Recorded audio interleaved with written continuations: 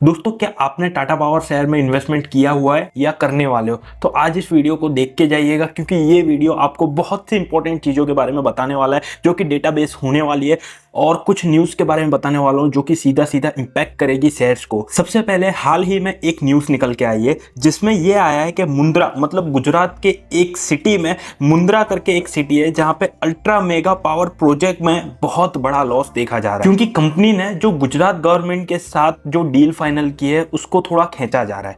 मतलब जो इलेक्ट्रिसिटी बनाई जा रही है वो थोड़े महंगे दाम पे बन रही है, क्योंकि विदेशी कोयला अब महंगा आ रहा है। उसके चलते पावर थोड़ा महंगा बन रहा है, इलेक्ट्रिसिटी महंगी बन रही है।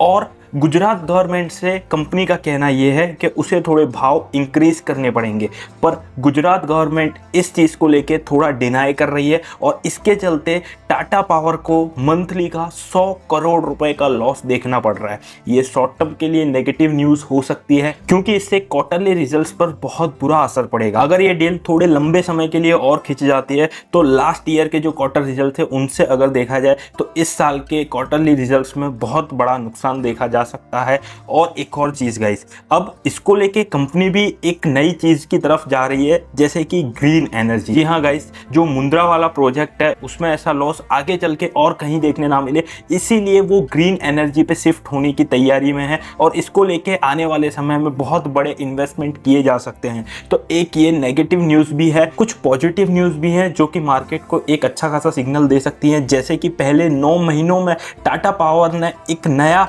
रूफटॉप सोलर कैपेसिटी इंस्टॉल किया है। अगर बात करें तो इसे एक अच्छे लेवल पे यहाँ पे जो सोलर्स की संख्या है वो बढ़ाई गई है, कैपेसिटी इंक्रीज की गई है, जगह इंक्रीज की है। अगर बात करें तो पिछले साल के मुकाबले ये 127% ज्यादा हो सकता है। अब दूसरी चीज बात करें तो ईजेड चार्जेस नेटवर्क अब धीरे धीरे सभी सिटी, सभी शहरों में ये पहुंच रहा है, जो कि लगभग 6700 पब्लिक चार्जेस हो गए हैं और 2 लाख से ज्यादा होम चार्जेस हो गए हैं। अब यहाँ पे एक और लार्जर प्रोजेक्ट की बात करें तो तमिलनाडु में हाल ही में 198 मेगावाट का विंड प्रोजेक्ट कमीशन किया गया है, जो कि टाटा स्टील को क्लीन एनर्जी सप्लाई करे। अगर बात करें इसके फंडामेंटल की तो कंपनी इसके फंडामेंटल के अनुसार अभी ओवर वैल्यू भी नहीं है और ना ही अंडर वैल्यू है। क्यों? क्योंकि इसका जो मार्केट कैप चल रहा है वो 1,19,154 करोड़ का चल रहा है। ठीक है, बात करें इसके पी रेशियो की तो इसका पी रेशियो चल रहा है 23.80 का, और इसका इंडस्ट्री पी चल रहा है 23.08 का। मतलब यहाँ पे आसपास ही चल रहा है, ना ज्यादा ओवर वैल्यू चल रहा है ना अंडर वैल्यू चल रहा है। अगर बात करें इसके पीबी रेशियो की तो वो भी नॉर्मल लेवल पे चल रहा है, क्योंकि इसकी बुक वैल्यू 117 की चल रही है और इसका पीबी रेशियो के हिसाब से बन रहा है 3.16। मतलब आज भी हम अगर इस कंपनी का शेयर ले रहे हैं तो वो इस कंपनी की बुक वैल्यू से 3.16 गुना महंगा है। तो देखा जाए तो ये थोड़ा नॉर्मल लेवल पे, ऐसा कोई प्रॉब्लम नहीं है, हाई इतना नहीं है। अब बात करते हैं इसका डेबिट टू इक्विटी में, इसमें 1.86 का चल रहा है। अगर इस हिसाब से बात करें तो कंपनी अगर 100 रुपए कमा रही है तो उसके सामने इस पे 250 रुपए का कर्जा है।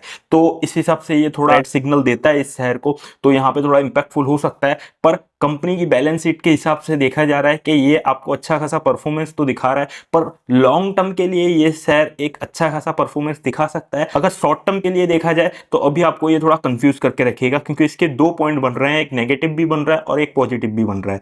अगर बात करें इसका आरओई तो आरओई इसका 10.75 का चल रहा है, जो कि नॉर्मल लेवल पे, ना ज्यादा अच्छा है ना ज्यादा खराब। अगर बात करें इसका ईपीएस, अर्निंग पर शेयर इसका 15.67 का चल रहा है, जो कि बहुत कम है। अगर कंपनी के शेयर की प्राइस इतनी हाई चल रही है तो यहाँ पे इसका जो अर्निंग पर शेयर जो अमाउंट है वो बहुत कम है।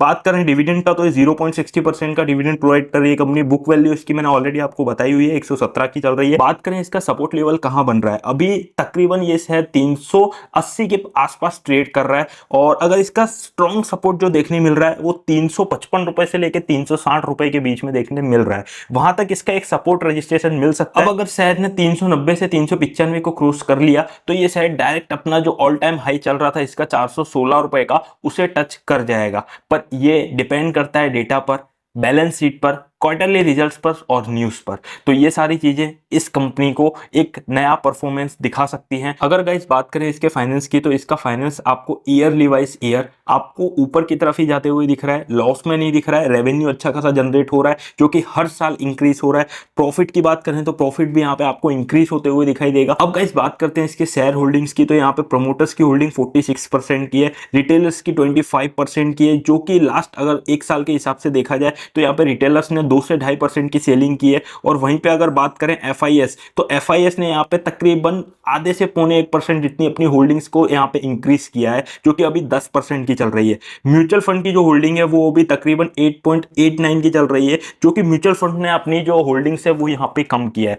तो कुछ होल्डिंग्स यहाँ पे आगे पीछे हुई है। सबसे ज्यादा होल्डिंग्स में बदलाव रिटेलर्स के द्वारा हुआ है। सो गाइस, आपके अनुसार इस शेयर को लेके क्या मानना है कि नेक्स्ट लॉन्ग टर्म के लिए क्या ये शेयर अच्छा खासा परफॉर्मेंस दिखा सकता है या नहीं, कमेंट करके बताइए। और ये वीडियो एक एजुकेशन पर्पस थी, ना कि आपको एक इन्वेस्टमेंट प्लान बताने के लिए। एक और चीज, अगर आप कोई भी इन्वेस्टमेंट कर रहे हैं, अपने रिसर्च और अपने फाइनेंशियल एडवाइजर से जरूर बात करें। मिलते हैं नई वीडियो में, तब तक के लिए गुड बाय।